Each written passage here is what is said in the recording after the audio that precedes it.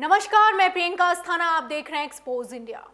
राहुल गांधी के चुनावी वादों के सिलसिले में 72,000 रुपए सालाना का चुनावी मास्टर स्ट्रोक फिलहाल अभी ट्रेंड कर रहा है। योजना आयोग के उपाध्यक्ष राजीव कुमार इस पर कमेंट करने के बाद आप बैल मुझे मार वाली स्थिति में फंस गए हैं।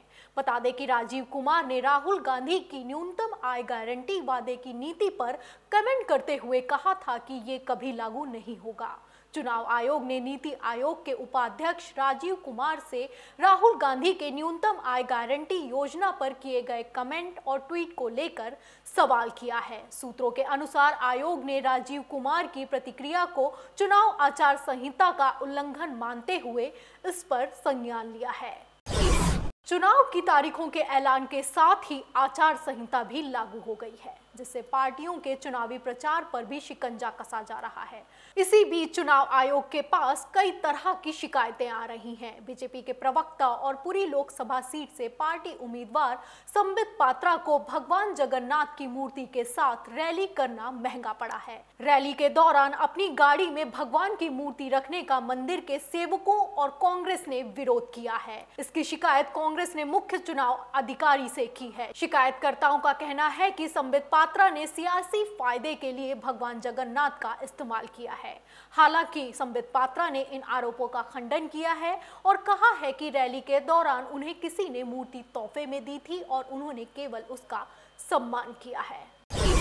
मेनका गांधी और वरुण गांधी ने अपनी संसदीय क्षेत्रों की अदला बदली कर ली है। कैंडिडेट लिस्ट के मुताबिक वरुण गांधी और मेनका गांधी की सीटों में फेरबदल किया गया है और अब उत्तर प्रदेश के पीलीभीत से वरुण गांधी और सुल्तानपुर से मेनका गांधी चुनाव लड़ेंगी। लोकसभा चुनाव 2019 के मद्देनजर बीजेपी ने 39 उम्मीदवारों की लिस्ट जारी की है, तो वहीं लोकसभा की सीट पर उम्मीदवारों के नाम देखकर सबको बड़ी हैरानी हुई है। माना जा रहा है कि केंद्रीय मंत्री मेनका गांधी ने अपने बेटे वरुण गांधी के लिए पीलीभीत की सीट छोड़ दी है, जहां से अब वरुण गांधी चुनाव लड़ेंगे। बता दें कि वरुण गांधी सुल्तानपुर से मौजूदा सांसद हैं, जो अमेठी लोकसभा सीट से काफी पास है। फिलहाल मेनका गांधी के नाम का ऐलान अपने बेटे वरुण के संसदीय क्षेत्र सुल्तानपुर से किया गया है। लोकसभा चुनाव 2019 के लिए बीजेपी ने जहां एक तरफ 75 साल के लोगों का टिकट काट दिया है, तो वहीं दूसरी तरफ युवा चेहरों को भी मौका दिया है। इस बार कर्नाटक के बेंगलुरु से बीजेपी ने सबसे युवा चेहरे के तौर पर तेजस्वी सूर्या को उतारा है। बता दें कि इस सीट को सबसे हाई प्रोफाइल सीट माना जाता है। दक्षिण बेंगलुरु से जब से बीजेपी ने 28 साल के युवा तेजस्वी सूर्या का नाम तय किया है, तब से वो चर्चा के केंद्र में बने हुए हैं। पहले भी तेजस्वी सूर्या अपने ट्वीट को लेकर सुर्खियों में आ चुके हैं, जिसे उन्होंने अपने टाइमलाइन से फिलहाल हटा दिया है। आम आदमी पार्टी के संयोजक और दिल्ली के मुख्यमंत्री अरविंद केजरीवाल ने भ्रष्टाचार को लेकर बीजेपी और कांग्रेस को एक समान बताते हुए कहा कि दोनों पार्टियों ने पिछले 70 साल में सिर्फ भ्रष्टाचार किया और इसी स्थिति को बदलने के लिए उन्हें आम आदमी पार्टी बनानी पड़ी, जिस पर जनता ने भरोसा कर भारी बहुमत दिया है। तो वहीं आडवाणी और जोशी का टिकट काटने पर केजरीवाल ने बीजेपी पर निशाना साधते हुए कहा कि जिन्होंने इस पार्टी को बनाया है उन्हें घर से निकाला गया है, ये हिंदू संस्कृति के खिलाफ है। इसी कड़ी में उन्होंने बीजेपी, कांग्रेस और दिल्ली की पूर्व मुख्यमंत्री शीला दीक्षित पर भी जमकर प्रहार किया। उन्होंने कहा, पिछले 70 सालों में कांग्रेस बीजेपी ने सिर्फ अपने घर भरे हैं, इसके सिवाय और कोई काम नहीं किया है। लोकसभा चुनाव 2019 के मद्देनजर हाल ही में बीजेपी में शामिल होने वाले सेना के विशेष बल के पूर्व जवान मेजर सुरेंद्र पुनिया का बड़ा बयान सामने आया है।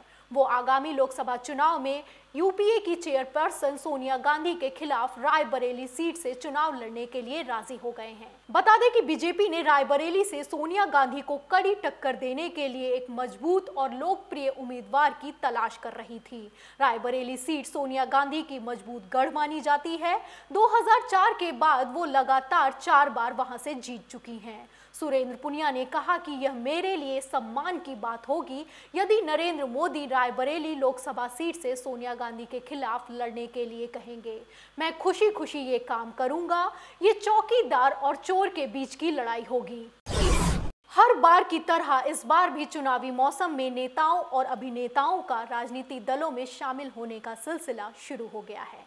इसी सिलसिले को आगे बढ़ाते हुए मशहूर फिल्म अभिनेत्री उर्मिला मातोंडकर भी कांग्रेस में शामिल होने जा रही हैं। बता दें कि पहले भी जया प्रदा ने बीजेपी और दक्षिण सिनेमा के मशहूर अभिनेता मोहन बाबू ने वाईएसआर कांग्रेस ज्वाइन कर ली थी। मीडिया में पहले से ही ये खबर आ रही थी कि अभिनेत्री उर्मिला मातोंडकर कांग्रेस के टिकट पर मुंबई से लोकसभा चुनाव लड़ेंगी। ऐसा माना जा रहा है कि उर्मिला मुंबई उत्तरी लोकसभा सीट से कांग्रेस के टिकट पर चुनाव लड़ सकती हैं। चुनावी माहौल है, अदला बदली का दौर शुरू है। इसी बीच आम आदमी पार्टी को चुनाव से पहले तगड़ा झटका लगा है। आपकी प्रत्याशी और गौतम बुद्ध नगर लोकसभा सीट से इकलौती महिला प्रत्याशी श्वेता शर्मा समेत कुल 8 प्रत्याशियों का नामांकन रद्द कर दिया गया है। अब आप पार्टी के 21 लोकसभा प्रत्याशियों में मैदान में 13 ही बचे हैं। हालांकि 28 मार्च को नामांकन वापस लेने के बाद ही स्थिति साफ हो पाएगी। श्वेता शर्मा का नामांकन तो इसलिए रद्द किया गया है क्योंकि उनके नाम के लिए 10 प्रस्तावक भी मौजूद नहीं थे। आपने प्रोफेसर श्वेता शर्मा को गौतम बुद्ध नगर से अपना उम्मीदवार बनाया था। पर्चे की छटनी के बाद उनका नामांकन अस्वीकार कर दिया गया है। देर रात चले पॉलिटिकल ड्रामे में एमजीपी पार्टी बीजेपी में शामिल हो गई है। आधी रात को हुए इस राजनीतिक घटनाक्रम के बाद 40 सदस्यीय विधानसभा में बीजेपी विधायकों की संख्या 12 से बढ़कर अब 14 हो गई है। नियमों के मुताबिक अगर किसी पार्टी के 2/3 विधायक अलग होकर दल बनाते हैं तो उन पर दल बदल कानून लागू नहीं होता और जिससे उनकी सदस्यता भी रद्द नहीं होती है। बताया जा रहा है कि एमजीपी के कुल 3 में से 2 विधायकों के अलग होने के कारण इस मामले में अब दल बदल कानून के तहत कार्रवाई नहीं की जा सकती है। उत्तर प्रदेश में रघुराज प्रताप सिंह उर्फ राजा भैया के साथ बीजेपी गठबंधन की तैयारी में है। राजा भैया की पार्टी जनसत्ता दल और बीजेपी के बीच गठबंधन पर चर्चा चल रही है।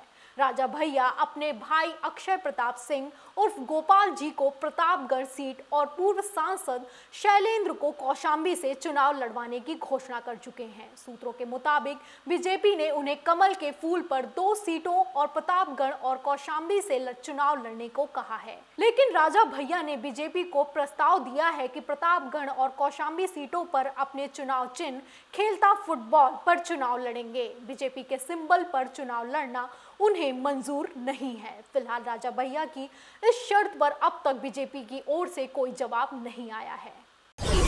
इसी तरह की पॉलिटिकल अपडेट्स के लिए बने रहिए एक्सपोज इंडिया पर। लाइक शेयर सब्सक्राइब जरूर करें।